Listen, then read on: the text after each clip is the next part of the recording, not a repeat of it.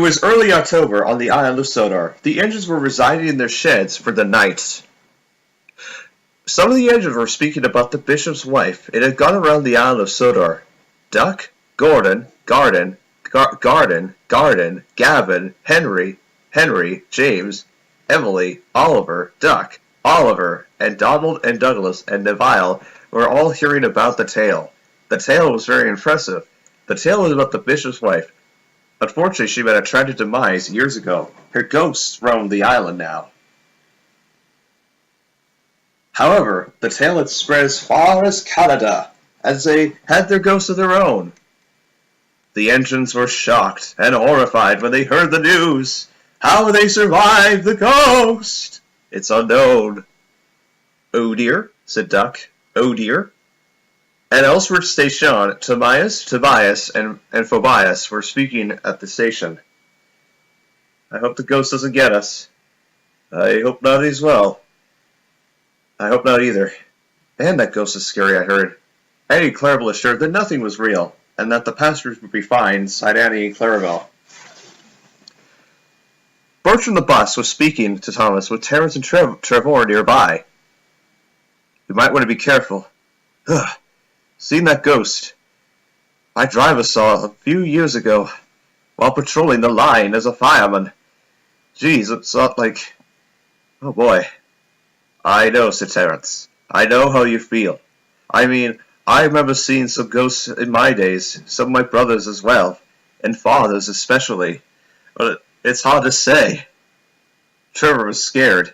Oh dear, I hope the ghost doesn't come and get me. It won't, don't worry, Trevor. Trust me, I assure you. The ghost might not be real, but it turns out it is real, so we're going to do our best as possible we can to try and defend ourselves from this lulled ghost. Lulled or not, said Thomas, we have to defend ourselves against any ghosts now, especially after meeting Timothy a few years ago. Thomas remembered seeing Timothy. The numbers are...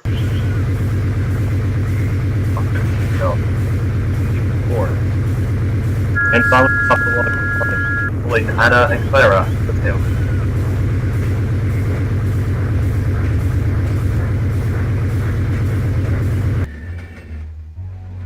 The night was cool and clear. The stars were shining, the signals were green, and the rails hummed as Thomas made his way.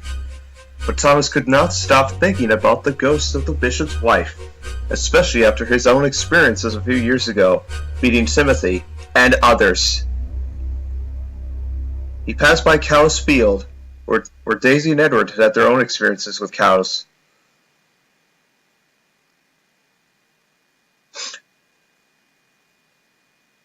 At Gordon's Hill, Edward was there with the spiteful brakeman.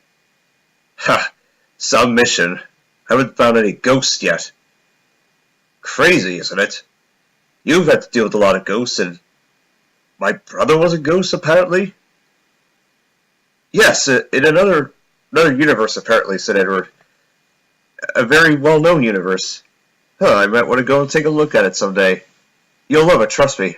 I'm the star of that show. Huh. Well, good for you, Edward. And I'm the star of many things.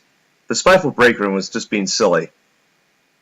Sir Topham Hatt, Mr. Starr, and Mr. Zorro were assigned to go and take a look at the bishop's wife, located at the house by the lighthouse, just beyond Gordon's Hill. The lighthouse was still, and no one was in the house, but Sir Topham Hatt was not convinced as he eyed the house with suspicion.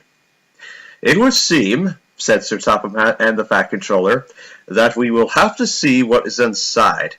You're quite right there, Sir Topham Hatt. Well, I hope it's not that serious. We need to stop this ghost before it's too late. At that moment, Thomas popped by at the bottom of the hill as he tried to slowly ascend the hill.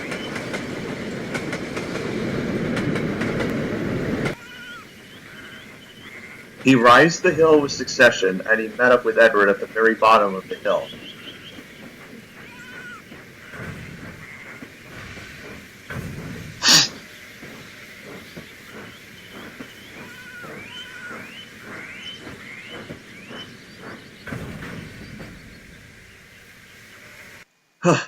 Edward, what's going on? Is everything alright? Then, Loud banging, screaming, and shouting came from within the house, followed by the sounds of a weapon being drawn and other things going inside the house. Then there was silence, evil laughter, and even, of course, a ominous scream that came within the house of fear and terror. Sir Topham Hatt was not convinced. The ghost seems to know that we're here. Indeed, sir. But why?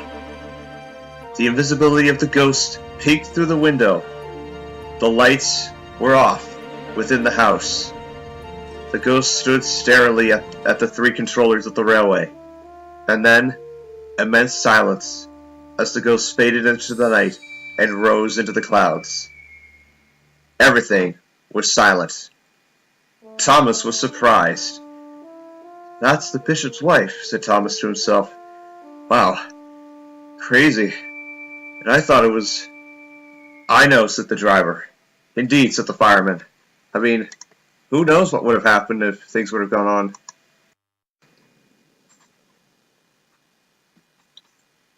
"Indeed," said Edward. "God, that was scary." The spiteful brakeman had to agree. Edward was in disarray. The pastors and Annie and Clarabelle were spooked, but the coaches assured that things would be fine, despite what they saw. Clarabelle and Annie were assuring that Tomas would be fine, and everything would be fine. What a night. Seems we've neutralized another ghost. Hopefully that this wife can find peace, the bishop's wife for that matter. It's time to go home, everyone. Let's leave the premise. Sir Topham and Mr. Starr and Mr. Zorro walked slowly back to the spiteful brakeman. They boarded the brakeman. The guards in both 1, 2, 3, 4, 5, 6, 7, 8, 9, and 10 sides blow their whistles and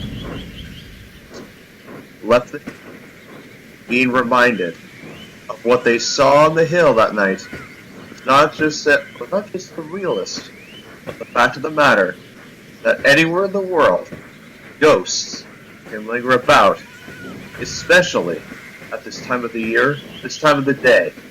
And, well, of course, everyone, it's time, the night.